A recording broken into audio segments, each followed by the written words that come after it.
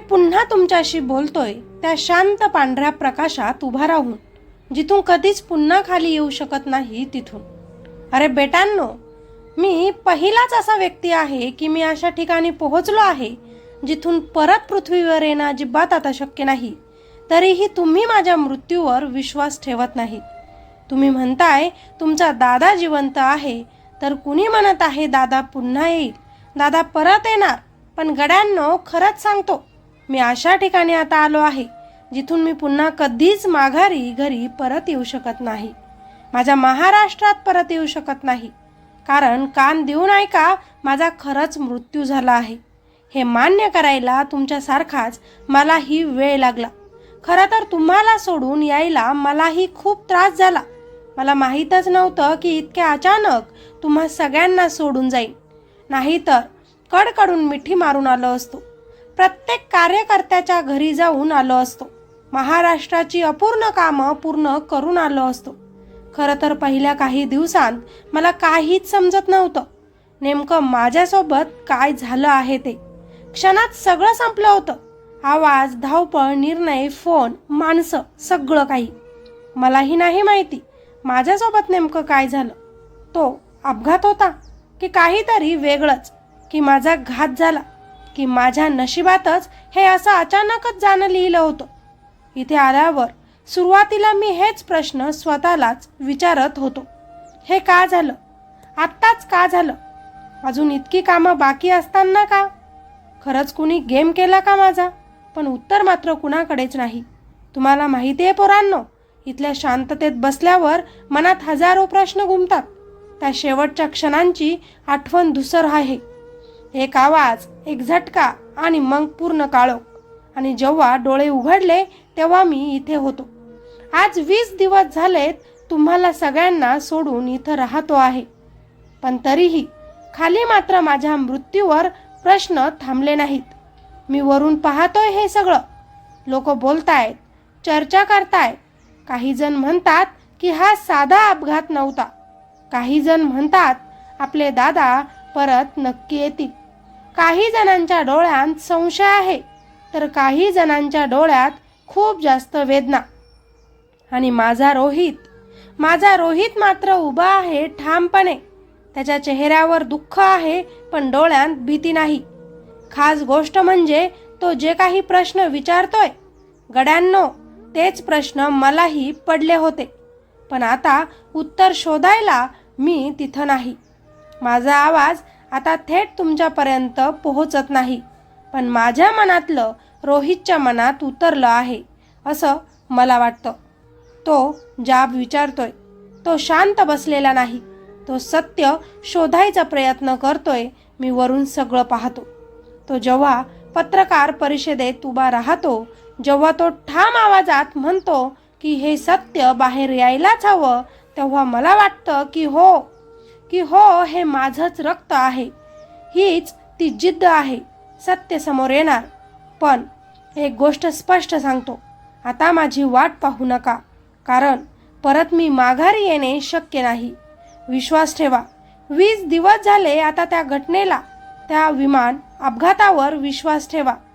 तोच माझा शेवट होता ते आठवा. माझ्या शरीराचं आयुष्य तिथेच थांबलं होतं जेव्हा विमानाचा मोठा स्फोट झाला. हे बघा, संशय, कट, अफवा या सगळ्यांत आता अडकून पडू नका. जर काही सत्य असेल तर ते वेळच उघड करेल. आणि मला विश्वास आहे रोहित ते सत्य शोधल्याशिवाय आता तरी शांत बसणार नाही. हे बघा, माझ्या नावाने काही जण भांडतात, काही जण एकमेकांवर आरोप करतात, काही जण भावना भडकवतात. मला ते पाहून खूप वेदना होतात. माझं नाव कधीच फूट पाडण्यासाठी नव्हतं. माझं नाव फक्त कामांसाठीच होतं. जर माझ्यावर खरंच प्रेम करत असाल तर एकत्र राहा. माझ्या परिवाराच्या सोबत राहा. माझ्या माणसांवर माझ्यासारखंच खूप जास्त प्रेम करा. त्यांना साथ द्या आणि त्यांच्यावर विश्वास ठेवा. मी एकटा नव्हतो कधीच. माझ्या मागे एक टीम होती, एक कुटुंब होतं आणि एक विचार होता. तो विचार आज जिवंत ठेवा. सुनेत्रा, ती अजूनही खंबीरपणे उभी आहे तुमच्या पाठीशी. डोळ्यात दुःख आहे तिच्या, पण तरीही मी सोडून आलेले कामे ती पूर्ण करत आहे. खरं तर शांत बसणं मला कधी जमतच नव्हतं. पहाटे उठायची सवय, फोन घ्यायची सवय, फाईल्स बघायची सवय, निर्णय घ्यायची सवय, लोकांच्या समस्या ऐकायची सवय, ही सगळी सवय इतकी खोलवर रुजलेली की इथे आता वेळच जात नाही बघा. इथे सगळं आहे पण काम नाही आणि मला कामाशिवाय अजिबात करमत नाही. सकाळी लवकर उठून चहा घेताना महाराष्ट्राच्या नकाशाकडे पाहणं, कोणत्या भागात पाऊस नाही, कुठे शेतकऱ्यांना मदत हवी, कुठे रस्ता अडलेला, कुठे शाळा अपूर्ण आहेत. माझं मन अजूनही तिथेच अडकलंय. पण काय करू, आता काहीच पर्याय उरला नाही. खरं तर सुनेत्राच्या हातच्या जेवणाची खूप आठवण येते मला इथे. तिच्या हाताची पुरणपोळी, साबुदाणा खिचडी, तो घराचा स्वाद इथे अजिबात नाही. स्वर्गात अमृत आहे, दिव्य पदार्थ आहेत, पण त्यात घरचा गंध नाही गड्या, त्यात प्रेमाचा स्वाद नाही. म्हणूनच रोजचं सुनेत्राला म्हणतो, तू खचू नको, मजबूत राहा. माझ्या अनुपस्थित तीच तर आधार आहे आता तुमच्या सगळ्यांचा. माझ्या मृत्यूमागे काही कट होता का, हा प्रश्न मला सतावत नाही असं नाही. कधी कधी इथल्या शांततेत मी स्वतःलाच हा प्रश्न विचारतो, जर थोडं वेगळं घडलं असतं तर, जर तो प्रवास पुढे ढकलला असता तर, जर काही खबरदारी घेतली असती तर. पण मग मला एक गोष्ट जाणवते, माणसाच्या हातात सर्व काही नसतं.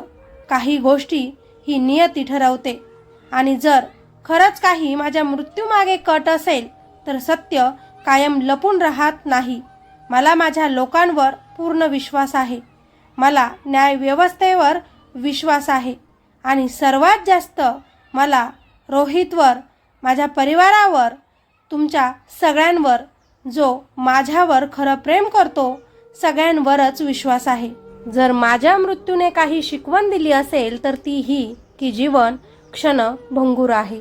आज आहोत उद्या नसू शकतो. म्हणून प्रेम करा, एकमेकांचा आदर करा, एकमेकांसाठी उभे राहा. मी रोज महाराष्ट्राकडे इथून पाहतो. सकाळी एखादा शेतकरी नांगर घेऊन शेतात जातो, एखादा विद्यार्थी स्वप्न घेऊन कॉलेजात जातो, एखादा तरुण नोकरीच्या शोधात शहरात फिरतो. त्यांच्या चेहऱ्यावर मला माझं महाराष्ट्र दिसतं. मी आता इथूनच तुमची साथ देतो, प्रार्थना करतो, तुम्हाला आशीर्वाद देतो. माझ्याकडे आता सत्ता नाही, पद नाही, पण माझ्याकडे भावना आहेत. कधी कधी एखाद्या सभेत माझं नाव जेव्हा घेतलं जातं, दादा असते तर, दादांनी हे केलं असतं, हे ऐकूनच मन भरून येतं राव. पण मी सांगतो, भूतकाळात अडकू नका, भविष्य घडवा. मी नाही म्हणून महाराष्ट्र थांबणार नाही. माझी जागा कुणीतरी घेईन, नवीन पिढी उभी राहील. त्यांना साथ द्या गड्यांनो. माझ्यावर जितकं प्रेम करतात तितकंच प्रेम माझ्या माणसांवर तुम्ही मनापासून करा. त्यांना एकटं पडू देऊ नका, त्यांना संशयाच्या सावलीत जगू देऊ नका. विश्वास ठेवा, मी वरून पाहतोय. तुमचं प्रत्येक पाऊल मला इथून दिसतं. तुम्ही जेव्हा एकत्र येता तेव्हा मला खूप समाधान मिळतं. तुम्ही जेव्हा एकमेकांसोबत भांडता तेव्हा माझं मन दुखावतं. आता खरंच मी जिवंत नाही हे मनापासून स्वीकारा. माझी वाट पाहू नका, पण माझ्या विचारांची वाट चालत राहा. जर कधी तुम्हाला माझी आठवण आली तर आकाशाकडे पहा. त्या विस्तीर्ण निळाईत कुठेतरी मी आहे. मी तिथूनच म्हणेन, माझ्या महाराष्ट्रा मजबूत रहा. माझ्या लोकांनो एकत्र रहा. सत्यासाठी लढा, पण द्वेषासाठी अजिबात लढू नका. रोहित, तू प्रश्न विचारत राहा, तू सत्य शोधत राहा, पण मनात मात्र राग साठवू नकोस, कारण राग माणसाला जाळतो. तू न्यायासाठी लढ, पण महाराष्ट्रासाठी काम करणं मात्र थांबवू नकोस. तुझ्यात माझी जिद्द आहे, तुझ्यात माझं धैर्य आहे. मला विश्वास आहे तू माझं काम व्यवस्थित पूर्ण करशील. जर कधी तुम्हाला वाटलं दादा आमच्यासोबत आहेत का, तर माझं उत्तर असेल हो आहे. शरीराने नाही पण विश्वासाने. मी इथूनच साथ देतो आता सगळ्यांना. विश्वास ठेवा तुमच्या दादावर. रडू नका, मजबूत राहा आणि एकत्र राहा. माझा महाराष्ट्र जिवंत ठेवा. माझ्या नावाला कामाने जिवंत ठेवा. आणि लक्षात ठेवा, मृत्यू हा शेवट नसतो. जर माणूस लोकांच्या मनात जिवंत असेल तर मी देखील आज जिवंत आहे.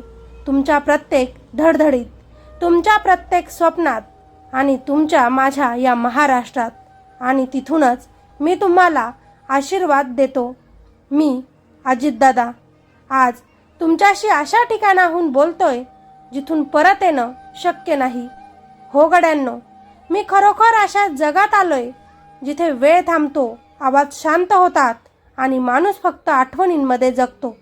तुम्ही अजूनही म्हणता की दादा जिवंत आहे, दादा परत येईल, दादा असा अचानक जाऊच शकत नाही. पण आज मी तुम्हाला स्वतः सांगतोय, माझं शरीर पृथ्वीवर नाही, माझा श्वास तिथे नाही, माझं पावलं त्या मातीत उमटत नाही. हे मान्य करायला मलाही वेळ लागला. सुरुवातीला मलाच वाटत होतं नाही, हे स्वप्नच आहे. मी पुन्हा उठेन, पुन्हा सकाळ होईल, पुन्हा फोन वाजेल, पुन्हा कामाला जाईन. पण इथे सकाळ होत नाही, इथे फाईल्स नाहीत, इथे बैठक नाही, इथे फक्त गोंधळ नाही आणि इथे काम नाही. आणि मला कामाशिवाय अजिबात कधीच करमत नव्हतं. पहिल्यांदा जेव्हा मी वरून खाली पाहिलं तेव्हा मला माझा महाराष्ट्र दिसला. सह्याद्रीचे डोंगर, पावसाने ओली झालेली माती, शेतात उभा असलेला शेतकरी, शहरात धावणारी तरुणाई. माझं मन धडधडलं. मी म्हणालो, अरे मला खाली जायचं आहे, अजून काम बाकी आहे. पण इथून परत जाण्याचा रस्ता नसतो. इथे सगळं शांत आहे, कोणताही विरोध नाही, कोणतीही टीका नाही आणि कोणताही संघर्ष नाही. पण गंमत आहे, शांततेतही मला गोंधळाची आठवण येते. सभागृहातला गोंगाट, माईकवरचा माझा आवाज, लोकांचा जयघोष, दादा दादा, तो आवाज अजूनही माझ्या कानात घुमतोय. इथे मला अनेक जुने मित्र भेटले, जुने सहकारी, जुने माझे विरोधक. इथे कोण शत्रू नाही. ते हसतात, बोलतात. कधी कधी राजकारणावरही ते चर्चा होते. मीही आपसुक म्हणतो, अरे तो निर्णय तसा घेतला असता तर बरं झालं असतं. ते हसतात आणि म्हणतात, अजित, इथे आता निवडणुका नाहीत, पण सवय जाते का इतक्या लवकर? पहाटे उठायची माझी ती सवय, फोन तपासायची सवय, कोणत्या जिल्ह्यात काय समस्या आहे हे विचारायची सवय. इथे मात्र पहाट नसते, पण मी तरीही जागा होतो आणि खाली पाहतो. इथे फोन नाही, म्हणून उगाचच पहिल्या आठवणी मी आठवत बसतो. खाली कोणीतरी माझ्या फोटोंसमोर अगरबत्ती लावतोय, कोणीतरी डोळे पुसतोय, कोणीतरी म्हणतोय की दादा तुम्ही पुन्हा परत माघारी या. पण गड्यांनो, हे पाहून माझं मन दाटून येतं. मला वाटायचं मी फक्त आणि फक्त काम करतोय. लोक रागवतात, माझ्यावर टीका करतात, कौतुकही करतात. हे सगळं राजकारणाचाच भाग आहे. पण तुम्ही तर मला मनात इतकं जपलं, हे वर आल्यावरच मला कळलं. तुम्ही माझ्या फोटोच्या पाया पडतात, आय लव्ह यू दादा, आय लव्ह यू दादा म्हणतात. तेव्हा मला वाटतं मी खरंच इतका मोठा होतो का? मी तर तुमच्यातलंच एक साधारण होतो, तुमच्यासारखाच सामान्य माणूस. कधी कधी डोळे मिटून मी आमच्या स्वयंपाकघराची आठवण काढतो. ती हाक मारायची, जेवायला या, आणि मी म्हणायचो, अगं थांब, अजून एक फाईल बघतो. आज वाटतं त्या फाईलपेक्षा तो क्षण मोठा होता. जर पुन्हा मला संधी मिळाली असती तर कदाचित मी थोडा जास्त वेळ कुटुंबासाठी काढलाच असता. थोडा जास्त वेळ मी तुमच्यासोबत हसण्यासाठी, बोलण्यासाठी दिला असता. गड्यांनो, मी परत येऊ शकत नाही, पण एक गोष्ट नक्की आहे, माझी सावली तिथेच आहे. माझ्या विचारांची सावली, माझ्या कामाची सावली, माझ्या जिद्दीची सावली.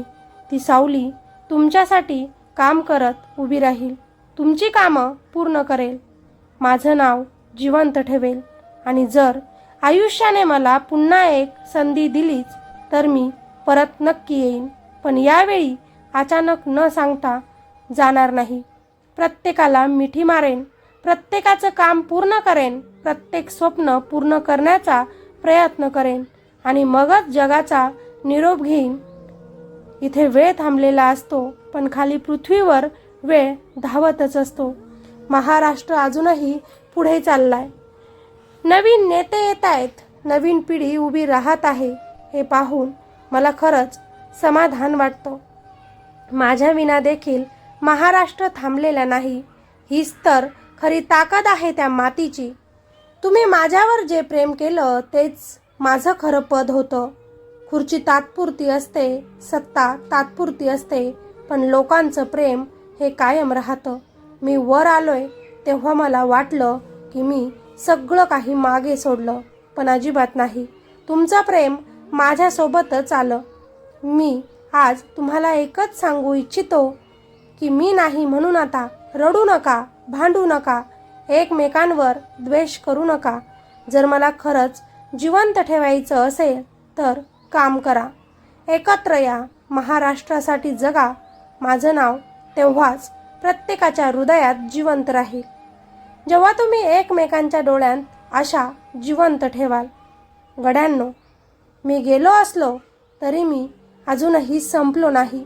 जोपर्यंत तुमच्या आठवणीत माझं नाव आहे, जोपर्यंत तुम्ही माझ्या कामांची आठवण ठेवता, तोपर्यंत मी तुमच्यातच जिवंत आहे. मृत्यू शरीराचा असतो, विचारांचा नाही. जर कधी रात्री तुम्हाला माझी आठवण आली तर त्या आकाशाकडे बघा. त्या असंख्य ताऱ्यांमध्ये एक तारा असा असेल जो तुमच्याकडे शांतपणे तिथून पाहत असेल. तो मी असेन असं समजा. मी तिथूनच म्हणेन की आय लव्ह यू माझ्या महाराष्ट्रा. आय लव्ह यू माझ्या गड्यांनो, बेट्यांनो, लोकांनो. तुमचं प्रेम माझ्यासोबतच आहे आणि जोपर्यंत तुम्ही मला मनात जपता तोपर्यंत मी कधीच खऱ्या अर्थाने मरणार नाही. ठेवणार का आता माझ्या मरणावर तुम्ही विश्वास? शोधून काढणार का तुम्ही माझ्या मृत्यूचं रहस्य? अजितदादांना जाऊन 20 दिवस झाले, तरीही कुणाकुणाच्या डोळ्यांमध्ये अजूनही त्यांच्या नावाचं दुःख आहे. देव माणूस गेला, पण जिथे आहे तिथे सुखात असू द्या. असं वाटणाऱ्या लोकांनी नक्कीच दादासाठी एक शब्द कॉमेंटमध्ये लिहायचं विसरू नका.